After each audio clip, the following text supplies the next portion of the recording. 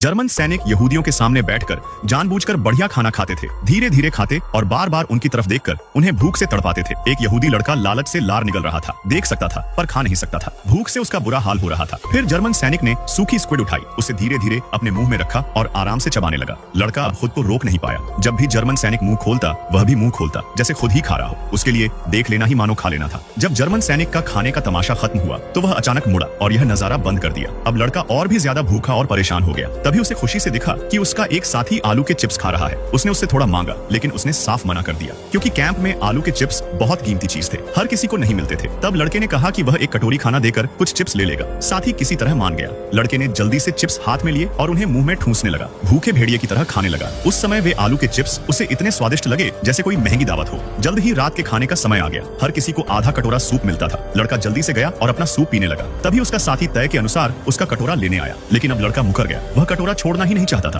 वह पूरी ताकत से उसे वापस लेने की कोशिश करने लगा, लेकिन ताकत में कमजोर होने के कारण उसका साथी उसका हाथ मरोड़कर कटोरा छीन लेता है। फिर अपना हाथ घुमाकर उसे पीछे की ओर धक्का दे देता है। अगली सुबह उन्हें हर एक को 1000 बोरी सीमेंट उठानी थी, लेकिन लड़के ने कटोरा भर खाना नहीं खाया था, इसलिए उसके शरीर में बिल्कुल ताकत नहीं थी। 100 किलो की सीमेंट की बोरी जैसे ही उसने कंधे पर रखी, उसका कमर झुक गया। उसके कदम लड़खड़ा रहे थे। डगमगाते हुए आगे बढ़ रहा था, लेकिन 2 कदम भी नहीं चला था कि वह सीमेंट के साथ जमीन पर गिर पड़ा। जर्मन अफसर तुरंत उसके पास आया। उसे सीमेंट की एक बोरी खराब होने का अफसोस हुआ। उसने यहूदी लड़के को एक झटके में उठाया और गुस्से में उसका सिर छूने में दबा दिया। फिर उसके कॉलर से पकड़कर उसे वापस उसी जगह खड़ा किया। दोबारा बोरी उठाने को कहा। अफसर ने खुद सीमेंट की बोरी उठाकर जोर से उसके कंधे पर रख दी और धमकी दी, अगर वह फिर से गिरा तो उसे गोली मार दी जाएगी। जर्मन अफसर लगातार उसके पीछे पीछे चलता रहा। लड़का बहुत सावधानी से चल रहा था। उसे डर था कि अगले ही पल उसकी जान जा सकती है। सुबह सीमेंट ढोने के बाद दोपहर में पत्थर उतारने का काम शुरू हो गया। कुल मिलाकर 10 टन पत्थर थे। अगर काम पूरा नहीं हुआ तो उन्हें दोपहर का खाना नहीं मिलेगा। उन्हें बिना रुके लोहे के कांटे चलाने थे, तभी जाकर खाना मिल सकता था। इसलिए सभी लोग पूरी ताकत से काम में जुट गए और पत्थरों को ट्रेन से उतारने लगे।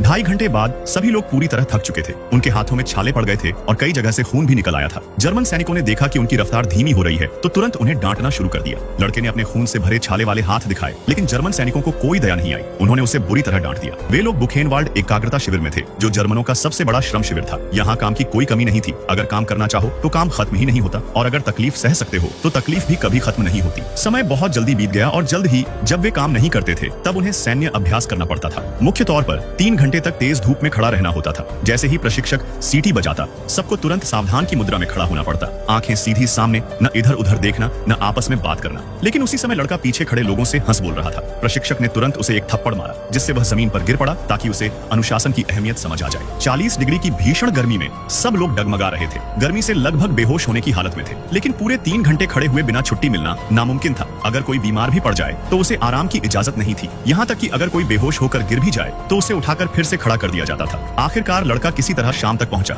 रात के खाने में 3 लोगों के बीच एक रोटी बांटी जाती थी। लड़के ने खुद ही आगे बढ़कर रोटी लेने की जिम्मेदारी ली, लेकिन रोटी मिलते ही वह खुद ही खाने लगा। वह जितना ज्यादा खाता, उसके साथियों को उतना कम मिलता। उसने रोटी का अंदर का हिस्सा निकालकर खा लिया, फिर खाली सी रोटी लेकर अपने साथियों के पास पहुंचा। साथी ने रोटी ली, देखा कि उसमें छेद है, तो समझ गया कि लड़के ने चोरी से खा लिया है। उसने तुरंत उसे एक थप्पड़ मारा और बची हुई रोटी में भी उसका कोई हिस्सा नहीं दिया। उस रात लड़के ने 3 अन्य यहूदियों के साथ भागने की योजना बनाई। स्टोरी अभी खत्म नहीं हुई है, असली मजा तो अगले पार्ट में है। अगर आप चाहते हो कि मैं जल्दी नेक्स्ट पार्ट लाऊं तो अभी कमेंट करो। जैसे ही 100 कमेंट पूरे होंगे, 24 से 48 घंटे के अंदर अगला धमाकेदार पार्ट अपलोड कर दिया जाएगा। और हाँ, 24 से 48 घंटे के अंदर वापस आकर जरूर चेक करना। वीडियो अच्छा लगा हो तो वीडियो को लाइक और पेज को फॉलो जरूर करें।